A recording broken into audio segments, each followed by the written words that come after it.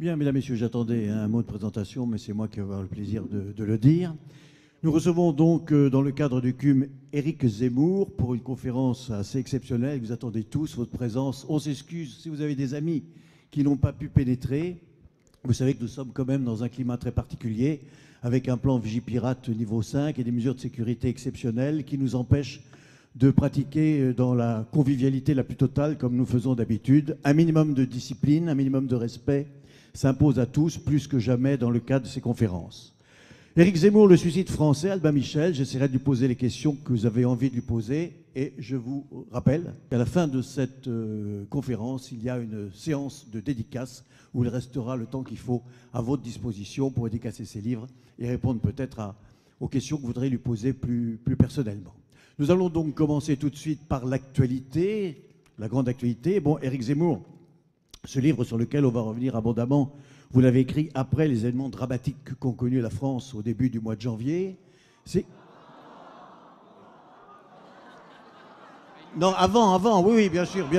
Oui, c'est parce qu'il est vieux, avant le mois de janvier. Et bien entendu, la première question que je voulais vous poser, Éric, c'est celle-là.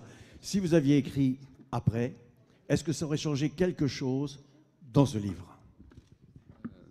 Pas dans les faits, bien sûr, puisque c'est une suite de faits chronologiques aussi. Est-ce que ça marche ? Oui, ça marche. Écoutez, c'est simple. Je crois que je n'aurais pas changé un mot. Vous savez, je ne me suis pas arrêté par hasard. Vous aurez remarqué que le livre s'arrête dès 2008.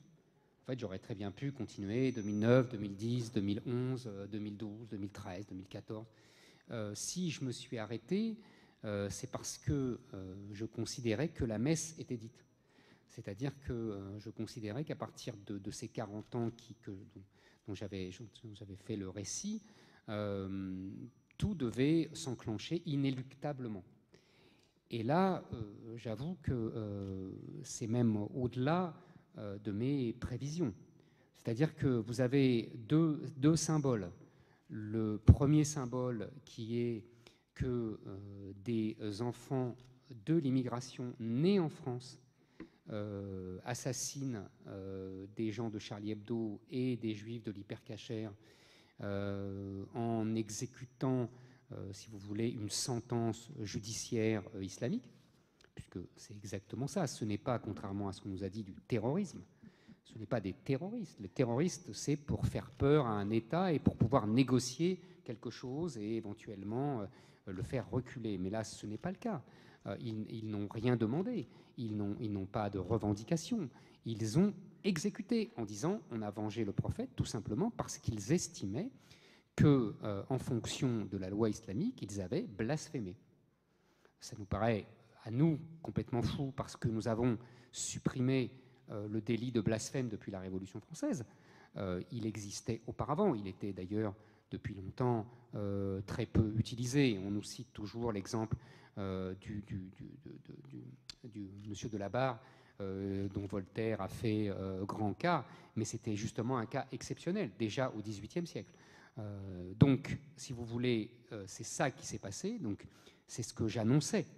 J'annonçais dans mon livre qu'il y avait de plus en plus l'émergence sur le sol français d'un peuple dans le peuple, avec ses références, ses valeurs, sa morale, son Dieu, sa culture, ses héros, qui ne se reconnaissaient pas dans ceux du peuple français. Et donc ce peuple dans le peuple, évidemment, s'exprime de façon plus pacifique. Hein, c'est le mode de vie qui change dans beaucoup de quartiers de France, la halalisation de ces quartiers, comme dit Gilles Kepel. Et puis, il s'exerce de façon terriblement violente par ces actes-là. Mais tout ça, il y a un continuum. Vous comprenez, il y a un continuum entre ce que décrit la halalisation, la délinquance et cette exécution violente. Ça, c'est une première chose. Et deuxième chose, alors que je n'aurais même pas imaginé, c'est que j'explique que les 40 dernières années de notre époque ont été, sous domination idéologique et culturelle d'une certaine pensée que j'appelle, pour parler vite, mais je pense qu'on va y revenir, post-68arde, et qui, selon moi, a passé son temps à détruire la France, à déconstruire dans un premier temps, puis à la détruire, avec une arme terrible qui est la dérision. C'est ce que j'appelle les 3D. Déconstruction, dérision, destruction. Et j'explique dans tout le livre que à la pointe de cette action des 3D, il y a les comiques, il y a les artistes, il y a le symbole étant donné par Coluche, mais je pense qu'on y reviendra. Et là, évidemment, tous ces gens de Charlie Hebdo sont les incarnations absolues de ce que j'ai écrit de 520 pages. C'est-à-dire que Wolinski, Cabu, d'ailleurs avec un talent monstre, parce que c'est ça qu'on ne comprend jamais. On croit que je les dénonce parce que je ne les aime pas. C'est stupide. C'est une vision stupide. Justement, ils sont d'autant plus forts et d'autant plus redoutables et d'autant plus, à mon sens, pernicieux qu'ils ont du talent. Mais c'est ça, ce qu'on ne comprend jamais, et que je leur reconnais un énorme talent. Justement, Wolinski et Cabu avaient un énorme talent. En plus, c'est mon adolescence. C'était pour nous des initiateurs. C'était pour nous, quand on dans les années 70, quand on voulait voir une jolie pépé nue, on voyait les dessins de Wolinski. Ça nous faisait rêver. C'était notre truc de cul. Cabu, il se moquait de nos parents. Donc on adorait ça. Donc c'est pas du tout ce qu'on pense. C'est pas, je suis pas dans le où j'aime pas. On n'est pas sur I like ou I don't like. C'est ridicule. Donc voilà. Et c'est ces gens-là qui ont imposé à la société leur idéologie déconstructrice, leur idéologie qui a sapé toutes les structures traditionnelles, leur culte de l'accueil, de l'ouverture, de l'autre, leur adoration de l'autre, jusqu'à la détestation de soi-même. Ce sont ces gens-là qui ont été pris pour cible. Comme si vous voulez, dans d'autres époques, on y aurait vu un signe des dieux. C'est-à-dire que là, il y a symboliquement la fin d'une époque. Et c'est justement cette époque-là que je décris sur 500 pages. On va y revenir. Juste une dernière question concernant l'actualité qui concerne les manifestations populaires qui sont suivies, les grands rassemblements. On aurait pu penser qu'il y ait de grands rassemblements qui soient un constat d'échec du vivre ensemble et qui accusent la classe politique d'avoir mené à cette situation. Or, on a insisté presque ad contrario à une manifestation qui a conforté la classe politique existante pour une redécouverte du vivre ensemble. Est-ce que ce n'est pas paradoxal ? Alors, il y a plusieurs choses dans votre question. Il y a d'abord une première, toute simple, qui est une magnifique opération de communication du pouvoir en place. Vous savez, il faut bien comprendre quelque chose. La Ve République est faite pour ça. C'est-à-dire que la Ve République a été inventée par le général de Gaulle pour qu'il y ait un roi, et un roi qui incarne la nation. Et quand, dans la tradition française, depuis 1500 ans, depuis Philippe le Bel, depuis Saint-Louis, et bien quand le peuple a peur, il se réfugie sous les ailes du roi. C'est comme ça. Donc la Ve République a été faite pour ça. Donc François Hollande s'est très bien servi du génie, si j'ose dire, des institutions voulues par le général de Gaulle. Ça, c'est une première chose. Donc il ne faut pas vous étonner. On est en France, on n'est pas ailleurs. Donc la France a un roi élu, et donc le peuple de France vient demander à son roi de le protéger. Voilà, ça c'est la première phase. Donc ce n'est pas illogique. Bon. Maintenant, il y a une deuxième chose qui est effectivement là où vous n'avez pas tort, c'est-à-dire que ce qui s'est passé est en partie, et même complètement, le produit d'une politique depuis 40 ans, puisque c'est exactement celle que je raconte, ou d'une non-politique. Vous savez, quand le roi Louis XVI n'a pas fait tirer à de multiples occasions, il y avait un député monarchiste qui parlait de la non-lonté. Au lieu de la volonté, il appelait ça la non-lonté de Louis XVI. On peut dire que nos dirigeants, depuis 40 ans, sont des rois de la non-longté. Donc ils laissent faire, ils laissent justement par faiblesse pourrir la société française, et ça explose au visage de tout le pays. Évidemment, vous avez raison, on aurait pu imaginer une manifestation de contestation de ces élites qui, de droite et de gauche, étaient responsables finalement de la politique qui avait conduit à ça. Sauf que ça venait en contradiction avec la première donnée que je vous ai livrée, c'est-à-dire la monarchisation du régime et de la France. Mais ce que vous indiquez est en germe quand même dans les manifestants, c'est-à-dire que qui a manifesté, qui n'a pas manifesté. Il y a eu un très bon papier de Jérôme Fourquet, il fait toujours des très bons papiers, Fourquet, de l'IFOP, dans Le Figaro, qui explique bien qui est venu et qui n'est pas venu. On voit bien, en fait, les gens qui se sont déplacés, à 80%, c'est plutôt, je dirais, droite modérée et socialiste, et plutôt socialiste que droite. Ceux qui ne sont restés à la maison, c'est les électeurs du Front National, les classes populaires, les électeurs de droite dure et les enfants de la banlieue. Voilà. Tous ces gens-là ne sont pas venus. Vous voyez ? Donc tous ces gens-là contestent l'idéologie du Charlie qu'on a voulu leur imposer. Troisièmement, vous parliez d'un mot qui m'amuse beaucoup parce que vous savez, depuis une vingtaine d'années, j'explique ça aussi dans le livre, on invente des mots quand la réalité n'existe plus. C'est-à-dire que moi, quand j'étais jeune, on vivait vraiment ensemble. Mais on ne parlait pas du vivre ensemble. Aujourd'hui, on ne vit plus ensemble, donc on parle du vivre ensemble.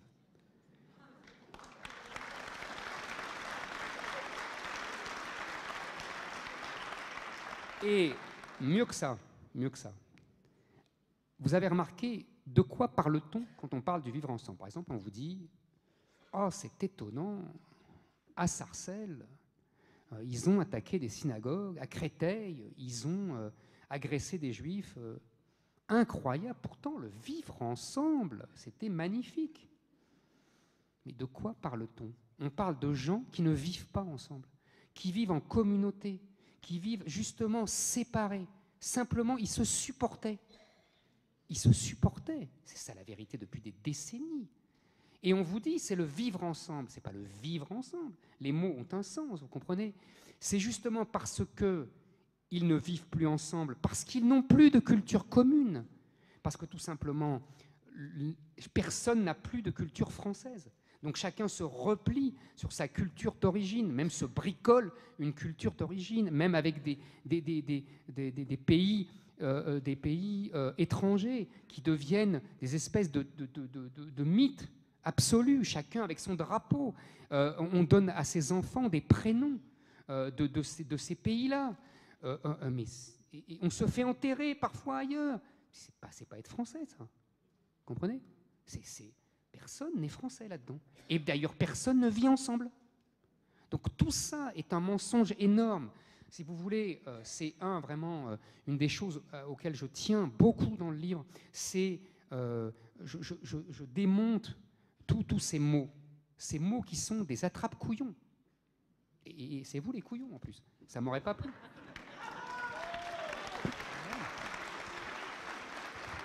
Donc, il faut bien comprendre ça. Il faut bien comprendre ça. Tout ça, si vous voulez, et donc, et c'est là où il y a effectivement quelque chose qui s'est passé le 11 janvier.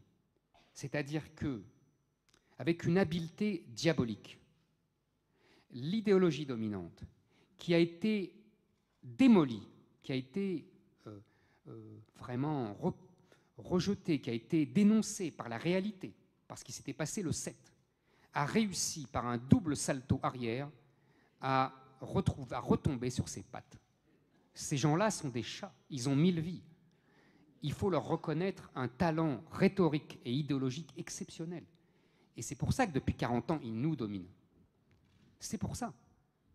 C'est-à-dire qu'ils ont réussi à faire croire que le problème fondamental de la France issue du 7 janvier, c'était l'islamophobie. Et que le danger le plus grand, c'était l'amalgame. Alors qu'il y avait des gens qui étaient morts. Là, j'avoue mon admiration.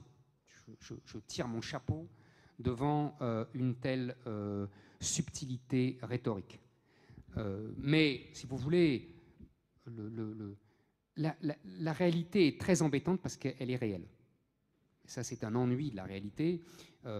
Et donc, si vous voulez, on a eu exactement, vous avez remarqué, la même chose après les émeutes de 2005.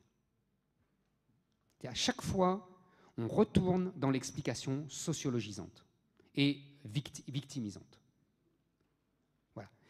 Et alors, je ne sais pas, si je sais votre question suivante, ne me demandez pas jusqu'à quand ça va tenir, je n'en sais rien.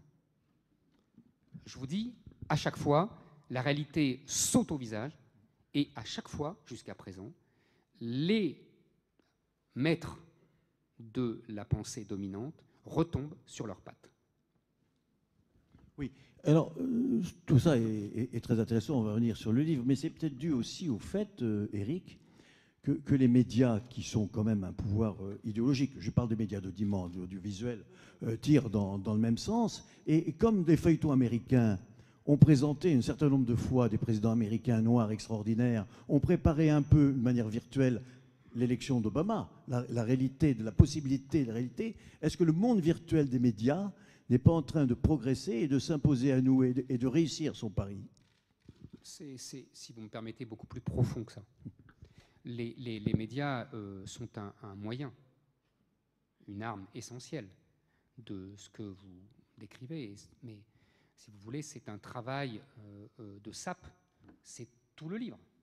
C'est-à-dire comment, par une action culturelle profonde, à travers une culture populaire, c'est-à-dire des chansons, des films, des séries, vous parlez des films américains, des séries américaines et des séries françaises, même des matchs de football, même, vous voyez, des livres parfois même, comment on a façonné un esprit public, comment on a endoctriné tout un pays et tout un continent.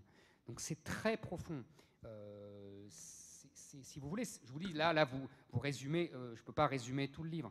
Ce que j'essaye de vous expliquer, c'est ce que je vous ai dit tout à l'heure, c'est-à-dire que c'est un travail qui a mis des décennies et qui a commencé par une déconstruction, puis la dérision qui a sapé tous les fondements, et aujourd'hui on arrive à la destruction. C'est pour ça, pour revenir à votre question initiale, est-ce que j'aurais changé un mot? Non, je n'avais pas besoin de changer un mot, puisque tout était écrit, si j'ose dire. Alors, une question qui divise beaucoup ceux qui étudient l'évolution de la société française et de sa politique, c'est la question de l'orchestre clandestin. Est-ce que depuis 40 ans, tout ça est programmé, manipulé, ou alors est-ce que c'est des gens assez malins qui se servent de l'actualité pour aller dans leur sens et que comme ils pensent globalement tout de même très majoritairement la même chose, ça les aide? Alors, la bulle, quoi. Oui. Est-ce que l'orchestre clandestin ou la bulle? Vous savez, je ne sais pas quoi vous répondre, parce que je ne pense pas aux chefs d'orchestre clandestins. Je ne dis pas qu'il n'y a pas des groupes qui se réunissent. Hein. On peut en trouver des tas, des groupes plus ou moins secrets, plus ou moins connus, des gens plus ou moins importants qui se réunissent. Ça va du siècle jusqu'à le fameux Bilderberg, etc. etc. Tout est possible. Hein. Mais il n'y a pas de chef d'orchestre clandestin. Ça, je n'y crois pas. Je pense que c'est beaucoup plus intelligent que ça, si j'ose dire. C'est-à-dire qu'il y a des minorités qui ont des idées, qui ont une idéologie, et qu'ils pensent qu'ils sont l'avant-garde du peuple. Et qu'ils pensent, c'est depuis Lénine, que l'avant-garde a le droit d'imposer au peuple sa révolution. Et que le peuple ne comprend rien, mais que ce n'est pas grave, il est là pour suivre. Le fond de l'affaire, c'est ça. Et il y a des gens qui... Alors après, il y a des alliances. Il y a des calendriers communs. Il y a des rencontres. Il y a des évolutions. Il y a des notabilisations. C'est-à-dire que le jeune révolutionnaire de 20 ans deviendra un notable à 40 ans, mais il continuera à faire avancer ses propres idées. Et il y a des systèmes de réseau, tout ça est reçu, tout ça n'a rien de mystérieux. Voilà. Donc, simplement, il y a eu une histoire très simple, qui est que, à partir des années 60, il y a un mouvement très profond dans tout l'Occident, parce que, j'explique tout ça très longuement, mais je ne vais pas le faire ici. Il y a une révolution du capitalisme, il y a une révolution de la technologie, il y a une révolution des mentalités, etc. etc. Et dans ce cadre-là global, il y a des mouvements qui animent la jeunesse, une volonté révolutionnaire dans tout l'Occident. En France, elle prend, comme d'habitude, parce que nous revivons sans cesse nos journées révolutionnaires de 1789. C'est notre cadre particulier, c'est-à-dire que nous, depuis 1789, nous parodions en permanence nos journées révolutionnaires. Nous faisons 1830, nous faisons 1848, nous faisons 1870 et nous faisons 1968. Et à chaque fois, nous imitons, c'est-à-dire qu'à chaque fois, les jeunes de l'époque imitent les glorieux ancêtres. Et ça se repasse encore dans mai 68. Tout ça dans un cadre mondial. Hein. Les Américains ont eu des mouvements dans les années 60, tous les pays européens les ont eus, mais ils n'ont pas les mêmes discours, parce qu'eux, ils n'ont pas 89. D'accord. Maintenant, il y a donc un affrontement en 68, et d'ailleurs, ce qui est amusant avec le recul, c'est que le général de Gaulle, lui aussi, fait exactement comme ses adversaires. Il rejoue la Révolution française, il prend l'hélicoptère, il va à Baden-Baden, il rejoue Louis XVI s'enfuyant, mais simplement là, comme il a un hélicoptère, lui évidemment il ne se fait pas arrêter à Varennes. Et donc, oui, il était bête Louis XVI, il n'avait pas pensé à l'hélicoptère. Il n'était pas très malin ce roi. Et donc lui voilà, il rejoue ça lui aussi. C'est ça qui est magnifique dans mai 68. Il y a un côté parodique. Il y a un côté parodique des deux côtés. Et consciemment, tout le monde est conscient qu'on joue quelque chose, qu'on joue une parodie des grands ancêtres. Voilà, ça c'est une première. Et d'ailleurs, parenthèse, les ancêtres eux-mêmes en 89, comme l'explique très bien Marx dans le coup d'État du 18 Brumaire, jouaient eux-mêmes des parodies du temps de la République romaine. Ça, c'est une parenthèse. Donc on ne cesse en fait sans cesse de se rejouer des histoires du passé. Bon. Et puis arrive une histoire qui, là, est neuve, c'est-à-dire que normalement, les révolutionnaires gagnent et ils doivent prendre le pouvoir. Et là, la révolution s'effondre parce que c'est une catastrophe. D'accord ? Et donc, il y a Bonaparte ou il y a Staline, c'est-à-dire une réaction pour remettre de l'ordre. Là, c'est l'inverse. C'est-à-dire que les révolutionnaires perdent. C'est De Gaulle qui gagne. C'est Louis XVI qui gagne. Parce qu'il est De Gaulle, évidemment, c'est autre chose. Et c'est Pompidou qui gagne. Donc, c'est l'ordre gaulliste. Et en fait, on s'aperçoit, c'est ça la thèse du livre, que ça a été la chance des perdants de perdre. Et oui, comme ils ont perdu, ils ont pu pourrir le vainqueur de l'intérieur. Et ils ont miné de l'intérieur ce pseudo-vainqueur. Et tout de suite, on voit, dès que De Gaulle a le dos tourné, et même déjà avant De Gaulle, ça avait commencé sous le général, il y avait des petites traces qui étaient mises, et ça prend un essor fou après. C'est pour ça que mon livre commence en 1970. Mais je n'exonère pas De Gaulle de tout, au contraire. D'ailleurs, le simple fait, il y a beaucoup de rapatriés d'Algérie, je me suis longtemps interrogé sur cette histoire.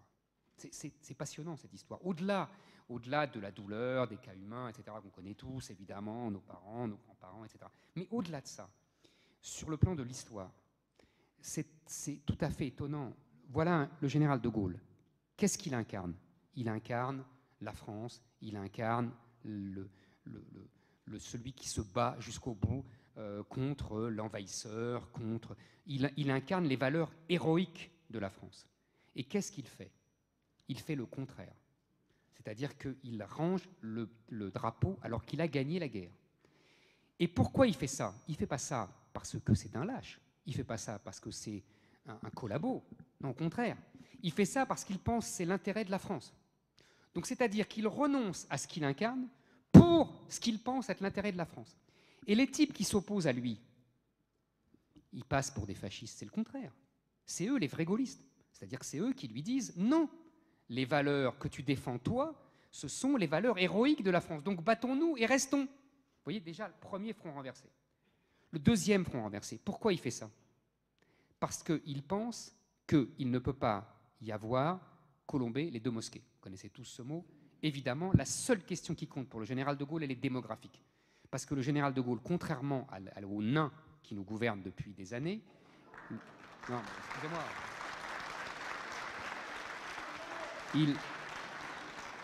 Il sait que l'histoire est déterminée par la démographie.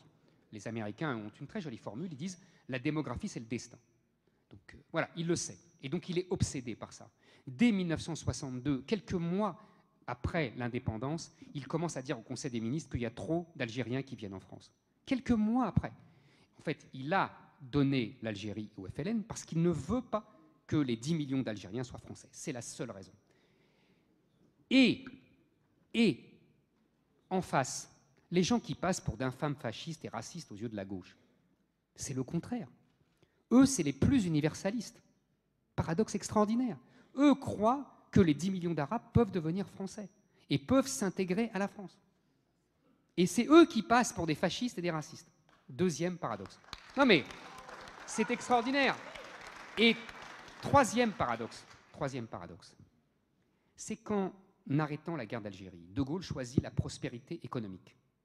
Voilà, il dit, on ne va pas se trimballer 10 millions de pauvres qu'on va devoir porter à bout de bras et qui vont empêcher le développement économique de la France. Il a l'exemple à l'époque, les technocrates lui expliquent, lui montrent les Pays-Bas qui se sont débarrassés de l'Indonésie et la croissance a explosé. Et donc il se dit, on va faire pareil. Et ça marche. La croissance économique dans les années 60 est formidable. Sauf que mai 68, qu'est-ce que c'est? C'est une révolte matérialiste, c'est une révolte consumériste. Donc c'est les enfants de ce choix économique et consumériste du général de Gaulle qui vont l'abattre. Vous voyez, tout ça s'emboîte incroyablement dans cette histoire. Et donc, après, ces gens-là, qui sont donc les vaincus, en fait, ils vont devenir les vainqueurs. Et toute l'histoire du livre, c'est comment les vaincus vont retourner leur défaite pour détruire le régime qui les a vaincus et pour détruire la France qui les a vaincus. Et donc il n'y a pas de complot, vous comprenez. Il y a des jeunes gens qui sont le plus souvent à l'extrême gauche. Il y a aussi d'ailleurs de l'autre côté des libéraux, c'est-à-dire des gens qui croient que l'économie doit être beaucoup plus libérale, que l'État doit se retirer, qui croient souvent en l'Europe, en la grande Europe, que la souveraineté nationale doit se coucher. Et là, il y a une alliance objective qui va se mettre en place petit à petit. On le voit. Je vais vous donner un exemple qui m'amuse beaucoup parce que je suis souvent dans cette polémique. Quand on dit, vous savez, pour l'école, quand on dit il faut supprimer les notes, tout ce discours pédagogiste, etc. Nous tous ici, on voit ça comme, évidemment, un discours de gauche qui, toujours de bisounours, qui ne veut pas de sanctions, etc. Et on a complètement oublié ce que nous balancent très pertinemment les défenseurs des pédagogistes, c'est que ce n'est pas l'extrême gauche qui a commencé ça. C'est Alain Peyrefitte, sous le général de Gaulle, ministre de l'Éducation nationale. C'est les ministres du général de Gaulle qui ont commencé le travail mis en place et continué pendant 40 ans. Et pourquoi ils le faisaient? Il faut lire, je le cite longuement parce que c'est un livre extraordinaire, Le mal français d'Alain Peyrefitte. Il faut lire cette conversation incroyable entre Alain Peyrefitte et Georges Pompidou. C'est pas Ségolène Royal et Najat Vallaud-Belkacem. Hein. Il y a évidemment. Non, intellectuellement, c'est pas ça, mais bon, c'est pas grave. Hein. Mais il faut un peu s'accrocher, quoi. Bon, c'est évidemment. Mais qu'est-ce que disent ces deux normaliens? C'est absolument passionnant. Peyrefitte lui dit, en fait, le drame français, c'est qu'on est des catholiques, de religion ou de culture, vous avez bien compris. C'est-à-dire des paysans, avec l'État, avec l'égalité, et qu'on n'est pas des protestants. Voilà, c'est ça. La grande idée des élites françaises depuis 1815, c'est mais pourquoi on n'est pas été protestant? Pourquoi Louis XIV a viré les protestants? Mais quelle connerie! C'est ça que disent les élites françaises depuis 2 siècles. Et Peyrefitte reprend ce discours-là. Pourquoi on n'est pas protestant? On serait libéraux, on serait commerçants, et on serait beaucoup plus souple dans les notes. Qu'est-ce que c'est que ces rigueurs? C'est Peyrefitte. C'est le même discours. Et ce discours-là, auquel va s'opposer Georges Pompidou, au nom de la France, au nom de l'État. Il dit à un moment, vous savez, je ne sais pas si les plus anciens d'entre vous s'en souviennent, mais les jeunes doivent avoir oublié, pourtant c'est fondamental, le discours de la nouvelle société de Jacques Chaban-Delmas en 1969. Et Pompidou dit à Perfit, très énervé, mais est-ce que vous vous rendez compte qu'il n'a pas prononcé une fois le mot nation, une fois le mot État? On dirait que ça lui écorche la gueule. Il est furieux. Il est furieux. Vous voyez les deux logiques, la logique libérale, la logique étatiste. Et cette logique libérale va rencontrer la logique gauchiste, si vous voulez, qui, eux, veulent détruire la culture bourgeoise par haine de la culture française, par haine de la France. Avec des libéraux qui disent « mais oui, il faut arrêter, là, il faut être américain, il faut être technicien, il faut être moderne, on ne va pas embêter les enfants avec Baudelaire, et voilà, il faut leur apprendre la technologie moderne, et puis il faut leur apprendre à être des commerçants, et puis à être dynamique, et puis à être audacieux. » Vous voyez, la rencontre des deux. Le résultat, vous l'avez sous les yeux. Alors on a évoqué le rôle de l'école, on peut y revenir un peu. C'est vrai que moi, je suis toujours stupéfait de la profusion des magazines qui parlent de l'histoire aujourd'hui. Il y a des dizaines de magazines spécialisés qui parlent de l'histoire, certains consacrés à Louis XIV, d'autres à Napoléon pour les plus connus, et comme si ils avaient bien compris qu'il y avait un besoin d'aller vers ce qu'on ne nous enseigne plus. Mais si vous voulez, alors là, on ne peut pas parler de complot, mais on peut parler d'agenda. Il faut enlever aux Français la mémoire de la France. Et là, une fois de plus, c'est la même alliance. Les uns, c'est au nom de l'Europe et de la modernité, qui ont bien compris que si pour devenir européen, il fallait oublier d'être français, parce que sinon ça ne marche pas, on est trop français, on est trop imprégné de notre culture, on est trop imprégné de notre histoire, et puis on a des réflexes, etc. Bon. Et les autres, c'est parce que l'extrême gauche, pour eux, la France, l'histoire de France n'est qu'un tissu de crimes. Que les Français sont un peuple de criminels, colonisateurs, pire que les nazis. Voilà. Ça, vous avez les deux camps. Et ces deux camps se tiennent la main depuis 40 ans. C'est assez simple à comprendre, en vérité. Donc il faut ôter l'histoire de France de la mémoire des Français. Je vais vous raconter une anecdote, et je ne donnerai pas de nom. J'étais, il y a quelques années, dans un débat chez Tadei, vous savez, sur la 3. Et j'ai eu un affrontement très dur avec un historien, un sociologue, qui défendait l'antiracisme militant, le multiculturel et le vivre ensemble, etc. Et je crois que j'ai été assez violent, assez dur avec lui. Donc il était un peu furieux, parce qu'il y a un côté, comment dire, qui touche à la vanité de chacun d'entre nous quand on est à la télévision et quand il y a ces joutes. Vous savez, c'est comme dans la cour de récréation. Là, on redevient les petits garçons de 10 ans et il faut que le sang coule. Et donc, le sang avait coulé, il était furieux. Et donc, il m'attrape par le bras, comme ça, on allait à la salle de maquillage, et il me dit, de toute façon, tu peux dire ce que tu veux, on s'en fout, on tient les programmes scolaires. C'est une histoire extraordinaire, je peux vous dire. Et ça, c'était il y a 3-4 ans. Et quand vous voyez aujourd'hui, par exemple, Najat Vallaud-Belkacem qui dit on va tout changer, laïcité, autorité, c'est du baratin. Vous avez bien compris que c'était un rideau de fumée. À qui elle va donner cet argent, les 800 millions, je ne sais pas quoi? Elle va donner cet argent à la Ligue de l'enseignement laïque. La Ligue de l'enseignement laïque, c'est depuis 40 ans le fond du multiculturalisme diffusé par l'école. C'est-à-dire que soi-disant, il est laïque, c'est plus Jules Ferry. Hein. C'est comme le syndicat des instituteurs. Ils étaient communistes avant. Aujourd'hui, ils défendent la théorie du genre. Ils défendent le multiculturalisme. Les enveloppes sont restées les mêmes. Ce qu'il y a dedans, c'est plus la même chose. C'est ce que j'explique dans le livre. La transmutation de tous ces gens. Il faut bien comprendre ça. On n'a plus affaire aux mêmes. Ils ont les mêmes noms, c'est ça qui nous trompe. Mais l'idéologie dedans n'est plus la même. C'est pour ça que vous verrez dans le livre, je rends même un hommage paradoxal à Georges Marchais. Vous verrez, il y a un chapitre, si vous l'avez lu, sur Georges Marchais. Parce que Georges Marchais, il y a un moment où, dans toute cette histoire, il comprend ce qui est en train de se passer. C'est-à-dire qu'il comprend que lui, qui se croyait le vainqueur avec les gaullistes, il est dans le même sac, la même poubelle de l'histoire que ses grands adversaires et ses grands alliés en même temps gaullistes.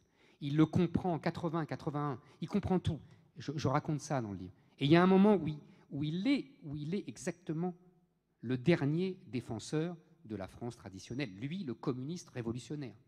C'est un moment assez fou dans l'histoire de France. Comme une partie de la classe ouvrière, d'ailleurs. Évidemment, mais depuis, d'ailleurs, les ouvriers votent Front National. Voilà. Marchais, il a été vaincu, et donc tout a basculé.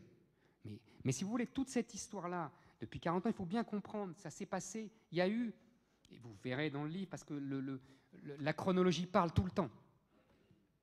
C'est pour ça, ça m'a amusé votre première question, l'attentat contre Charlie Hebdo. Oui, dans 10 ans, on comprendra bien tout ce que je viens de vous dire. C'est dans la suite logique, la chronologie parle.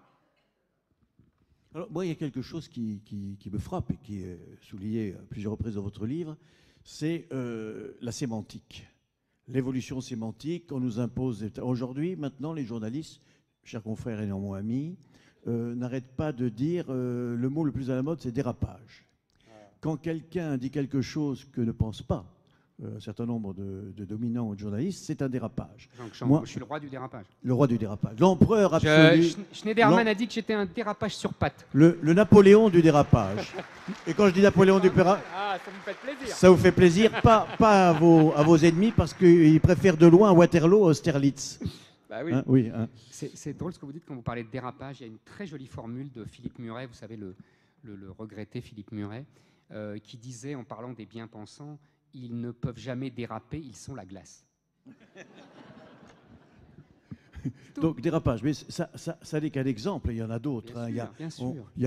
Moi j'ai vécu de l'intérieur, parce que je suis un vieux journaliste, comment a été imposé, sans que ça soit dit vraiment, l'expression jeune, pour ne plus préciser l'identité ethnique d'un certain nombre d'agresseurs à Paris. On nous a imposé, mais pas imposé en disant à partir de demain, dans la rédaction de Radio Monte-Carlo où j'étais, on dira jeune.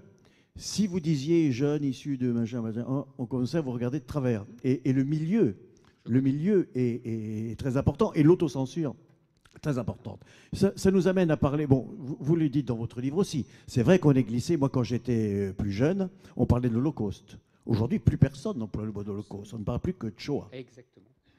Alors, ça c'est très important, il y a deux choses. Il y a deux choses qui s'emboîtent comme des poupées russes l'une dans l'autre.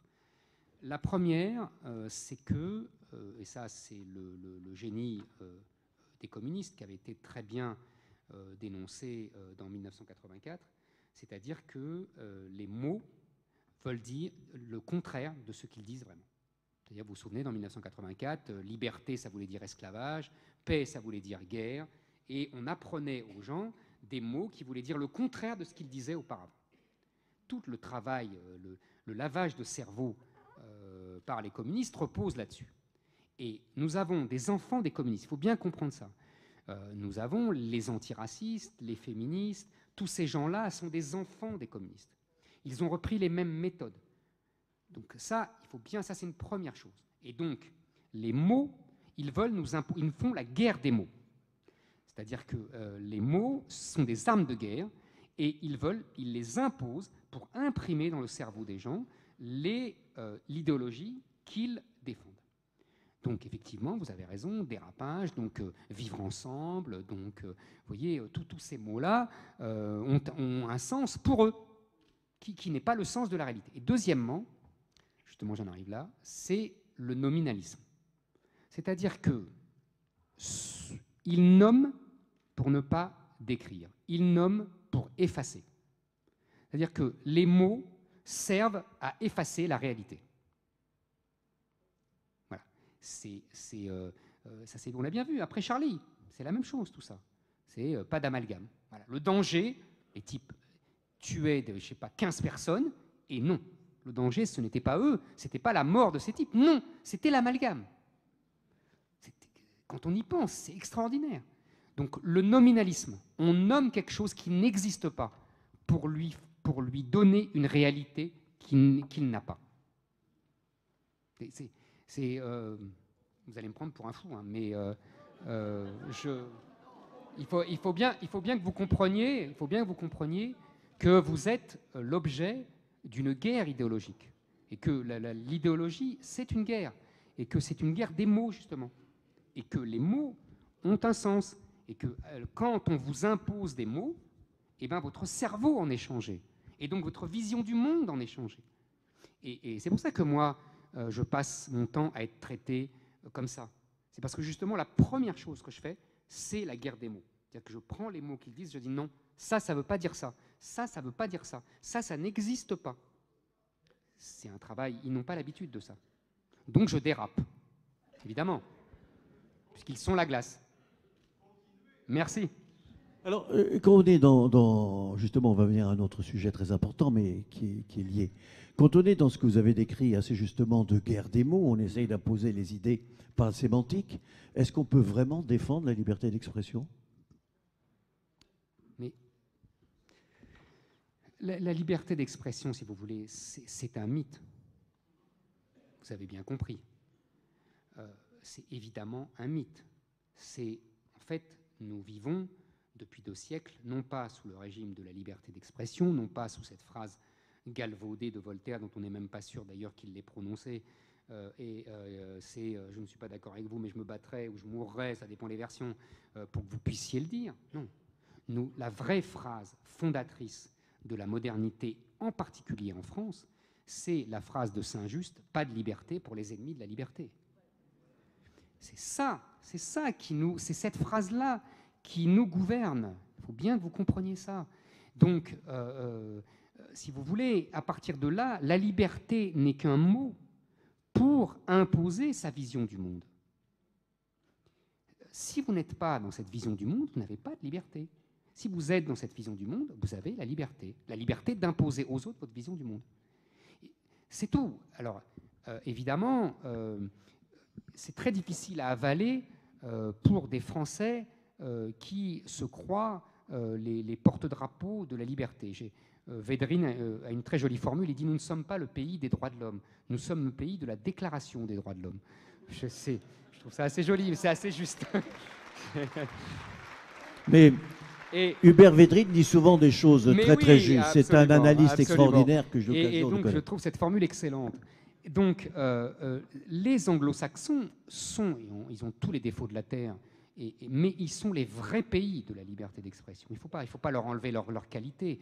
Vous savez, en fait, il y a dans les guerres de la Révolution et de l'Empire, parce qu'il faut revenir à ça, ces fondateurs, il y a un affrontement entre 2 conceptions de la modernité. La conception anglo-saxonne, la conception française. Les 2 conceptions ont leur grandeur. La conception anglo-saxonne, c'est la liberté, et donc l'inégalité. La conception française, c'est l'égalité, et donc pas de liberté. Ça ne veut pas dire, vous comprenez bien que ça ne veut pas dire que c'est les faire, hein, vous avez bien compris. Quand je dis pas de liberté, ça veut dire que le collectif doit l'emporter, c'est l'égalité. C'est les 2 conceptions. Et l'affrontement entre l'Angleterre et la France napoléonienne, c'est ça. Donc aujourd'hui, on est en France, on est un des pays les moins libres de l'Occident démocratique.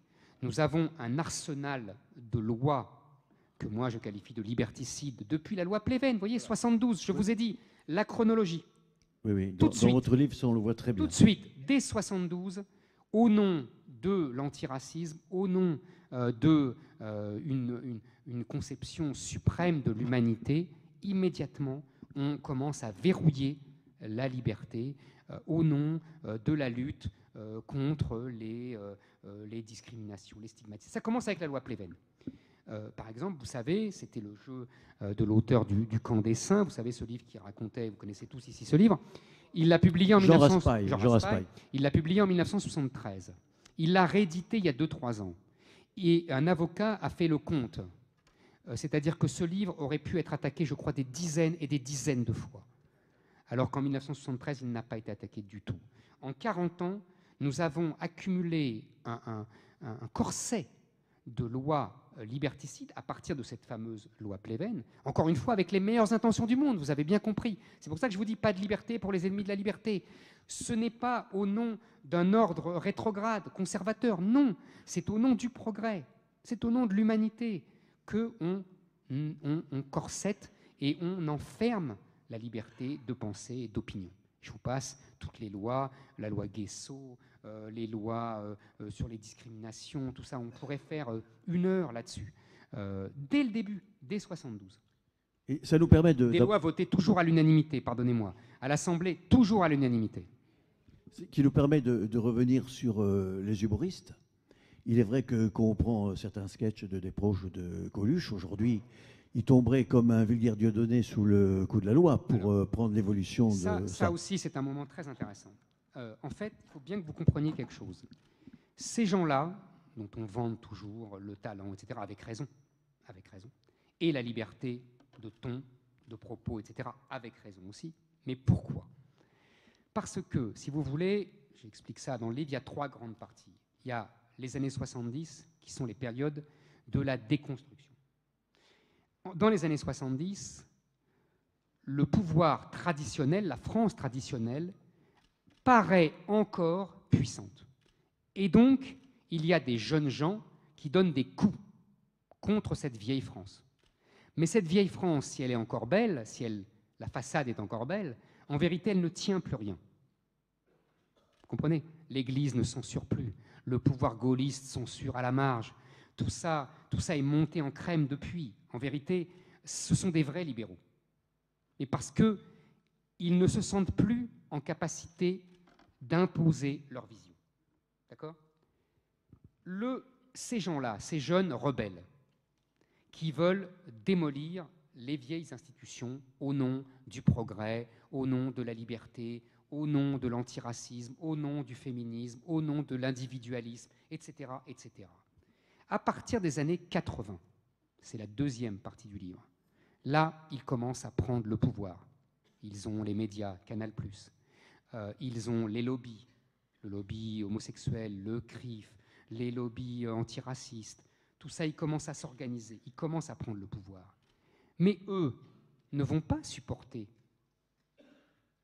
l'opposition, ils ne vont pas supporter la critique, ils ne vont pas supporter la dérision qui leur a permis à eux de détruire l'ancien pouvoir. Et donc, à partir des années 90, mais ils vont verrouiller tout ça. Terminé, fini de rire. Donc, les Coluche, les Desproges, dont on parle tout le temps avec raison, c'est que simplement, ils ont été dans une période transitoire où le vieux pouvoir n'était plus assez puissant et où le nouveau pouvoir n'était pas encore assez puissant. Et donc, ils ont profité d'un moment de liberté extraordinaire, les années 70-80. Extraordinaire, qu'on ne verra plus avant longtemps. Parce que dans les années 50, la pruderie du vieux monde paysan catholique l'empêchait, et dans les années 90, ce que moi j'appelle une nouvelle pruderie de l'ordre féministe, antiraciste, etc., l'empêche. Et il y a 20 ans où tout est permis. Et ça donne ça.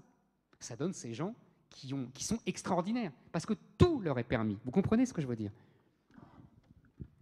Alors, on va faire un peu le côté critique. On va revenir sur ce qu'on reproche le plus souvent à Éric Zemmour, pour qu'il réponde un peu. C'est vrai qu'on vous reproche... Non, on ne va pas passer la nuit avec moi, ça sera vite fait. On reproche ce côté misogyne. Alors, on dit toujours... mais c'est pas moi qui parle. J'ai le droit quand même de me faire le porte-parole de ceux qui ne sont pas en adoration devant Éric. C'est vrai qu'on vous reproche le côté un peu misogyne. C'est un combat difficile, mais vous le montrez bien. Le féminisme aussi a été dévoyé. Non, en fait, non.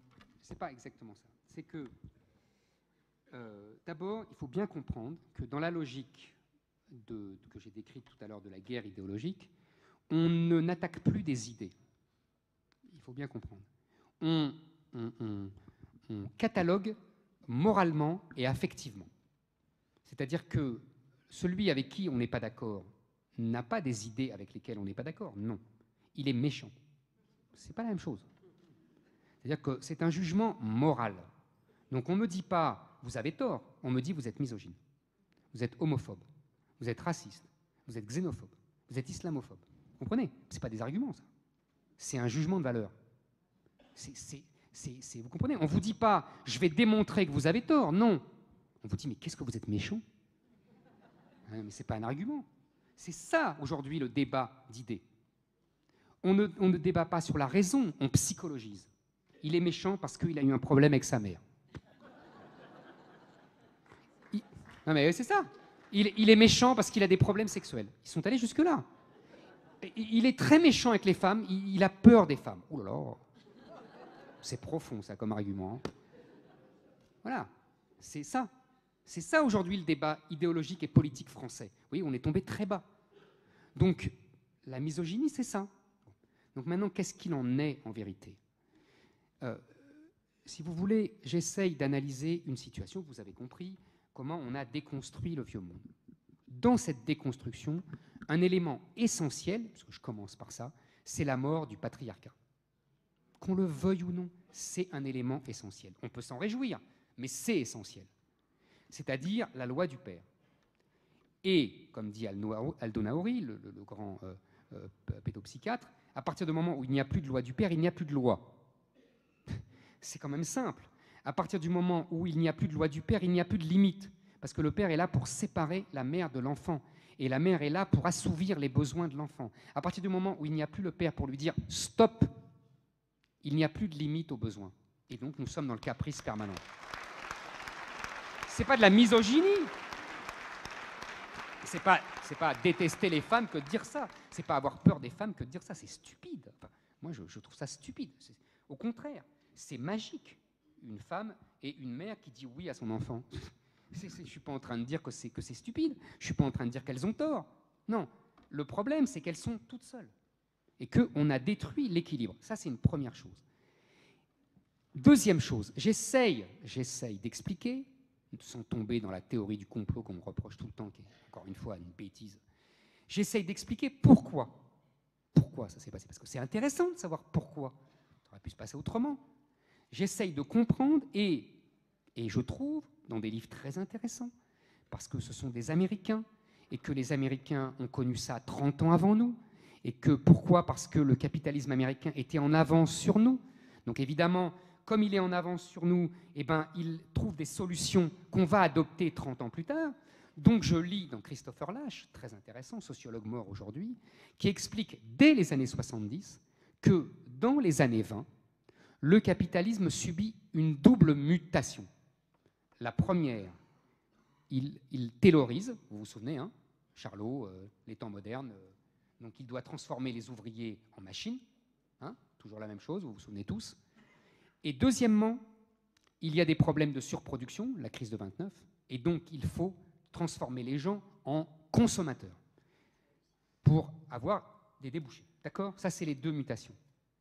Et comment Christopher Lasch explique ça ? Comment on est arrivé à ça ? Tout simplement en détruisant le père de famille.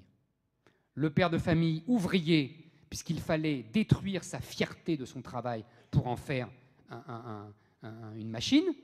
Et deuxièmement, pour transformer tout le monde, hommes, femmes, enfants, en super consommateurs, il fallait tuer la loi du père, puisque c'était la limite. Donc il fallait nous transformer tous en capricieux, inassouvis en permanence. Vous voyez, on est loin de la misogynie.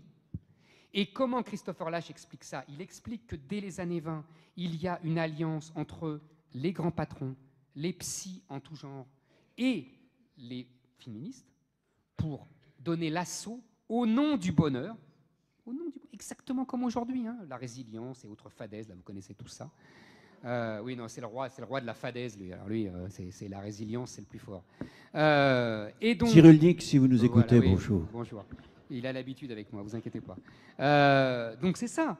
Et donc c'est le bonheur qui devient le dictateur et qui doit diriger tous nos esprits pour pouvoir consommer et pour pouvoir faire tourner notre machine économique. Vous voyez, c'est ça. Et donc ce que j'appelle la féminisation de la société, c'est ça. Ça veut dire la destruction de la loi du père pour pouvoir nous transformer tous en hyper-consommateurs. Vous voyez, on est loin de ce quoi on m'accuse. Et maintenant, ce qui est intéressant, c'est qu'une fois ce diagnostic fait, aujourd'hui, on est à la deuxième partie. C'est-à-dire qu'au départ, le féministe, qu'est-ce que c'était ? C'était deux choses. La première, c'était Vous savez, le premier capitalisme, puisqu'on parlait du capitalisme, le premier capitalisme, c'était le capitalisme qui avait mis les femmes, entre guillemets, à la maison. C'est pas moi, contrairement à ce qu'on dit. C'est le premier capitalisme. Pourquoi ? C'est le 19e siècle, vous avez bien compris. Les femmes, elles avaient toujours travaillé. Elles étaient avec leur mari paysan, elles s'occupaient de la ferme comme leur mari. Et c'est même elles, en France, qui allaient vendre les produits au marché. Au Moyen-Âge, c'est comme ça. On est loin de l'enfermement dans les cultures arabo-orientales, qui est une autre civilisation. On peut parler, si ça vous intéresse, Lévi-Strauss a écrit des choses magnifiques là-dessus. On peut expliquer pourquoi aussi leur enfermement. Mais ce n'était pas la civilisation chrétienne. Bon.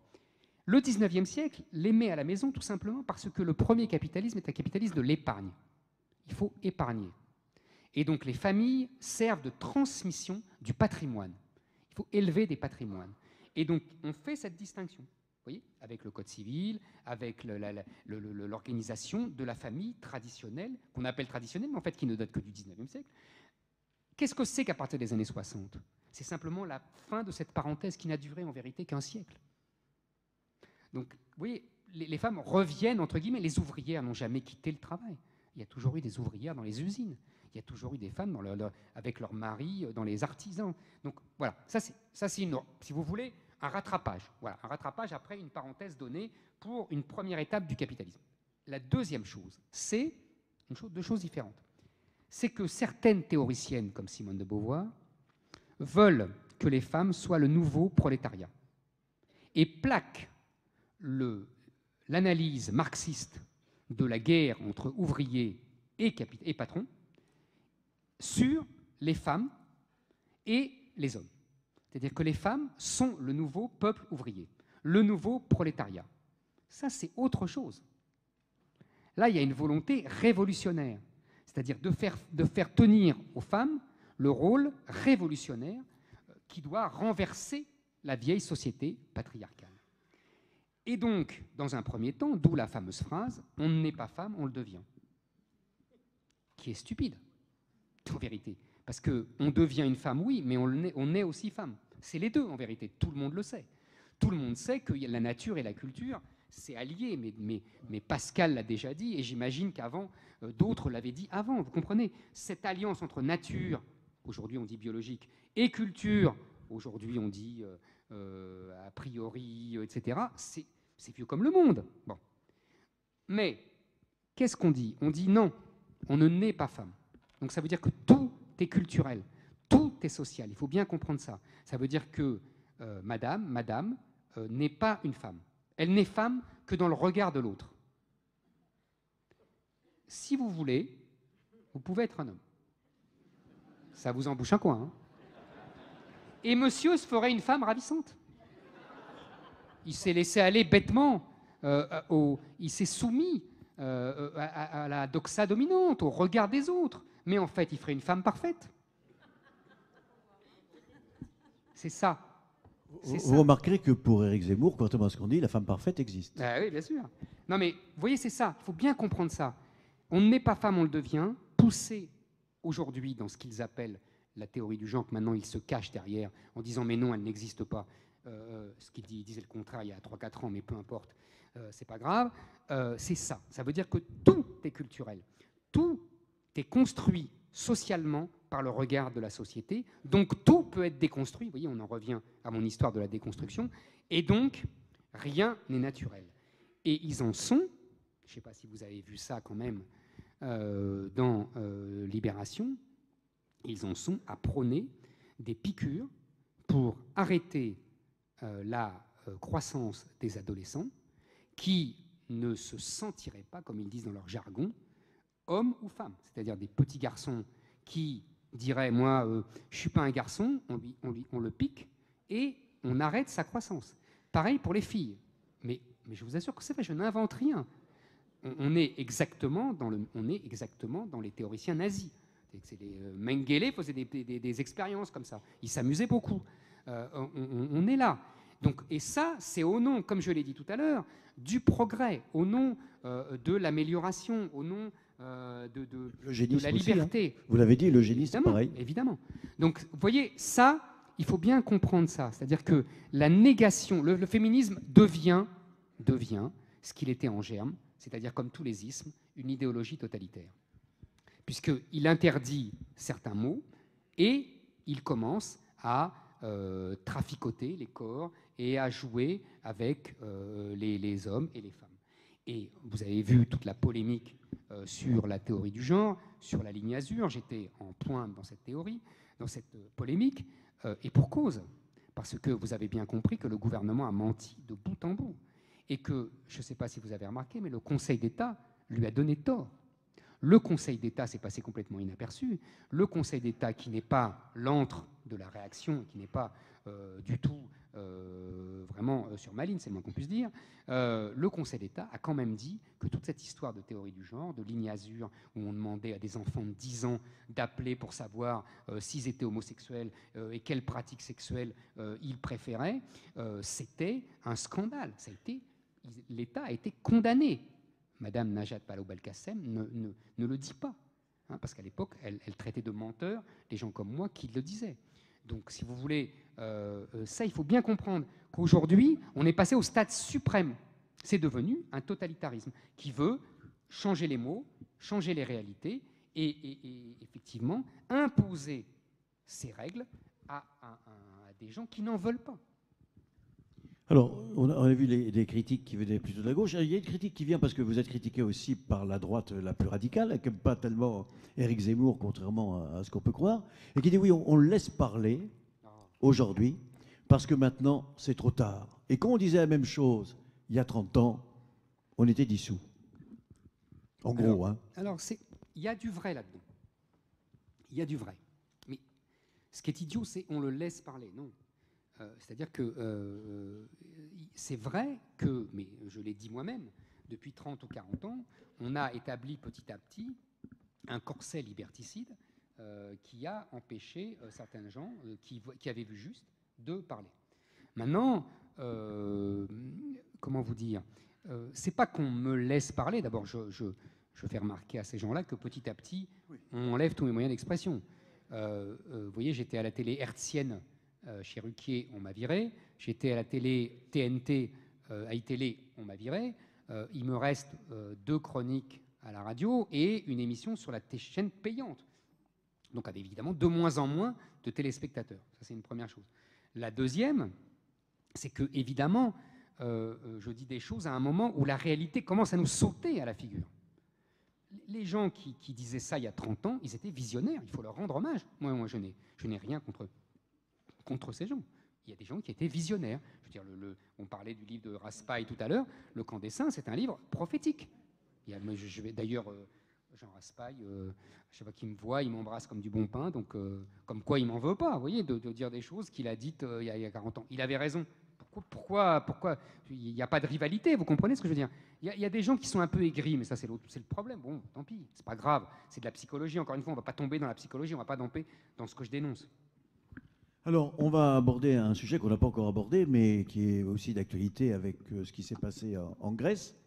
C'est nous et l'Europe. Alors, Jean-François Kahn, qui je recevais à différentes reprises dans des émissions de Festival du Livre, remarquait, Dieu sait s'il n'est pas du tout de la même sensibilité qu'Éric quand il aborde des problèmes sociaux, que malgré tout, quand il y a eu les élections sur l'Europe, les dernières où le peuple a voté contre, mais tout le monde s'en est foutu, il y a 95% ou 85% du monde politique et des médias qui disaient qu'il fallait voter oui, et c'est le non qui l'a emporté. Donc il avait fait une fracture entre la bulle, la classe médiatique qu'il appelle, le peuple, et d'autre côté entre le peuple et l'Europe, et on retrouve là les notions de Bruxelles, des Grecs et de populisme.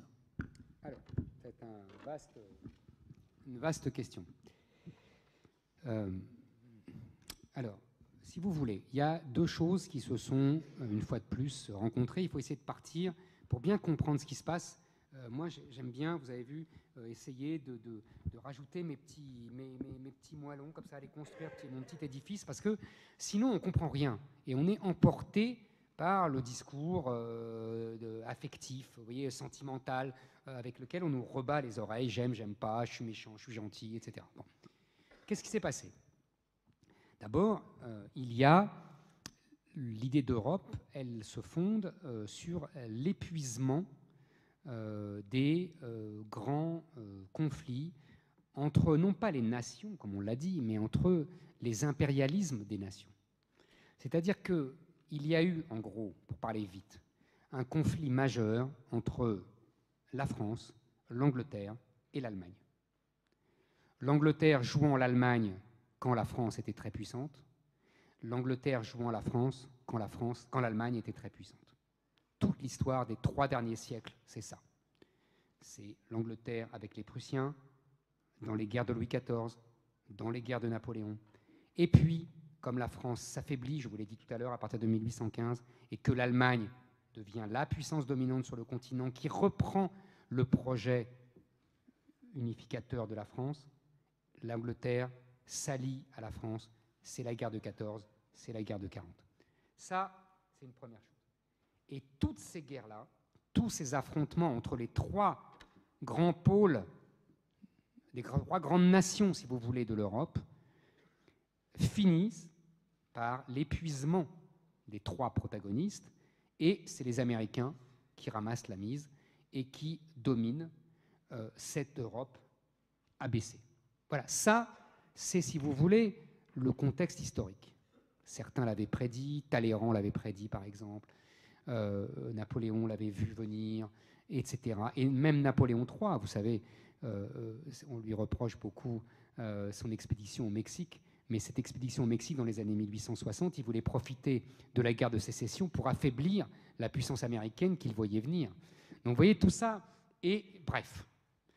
Et donc, on se dit, puisqu'on est faible, mettons-nous ensemble. Sauf qu'il y a un premier vice, VICE, dans cette fabrication, c'est que c'est le maître américain qui nous pousse à nous mettre ensemble. Vous voyez, comme acte d'indépendance et de force, c'est pas terrible. Et le grand maître de cette unification, Jean Monnet, est un homme des Américains. Ça, c'est une première chose.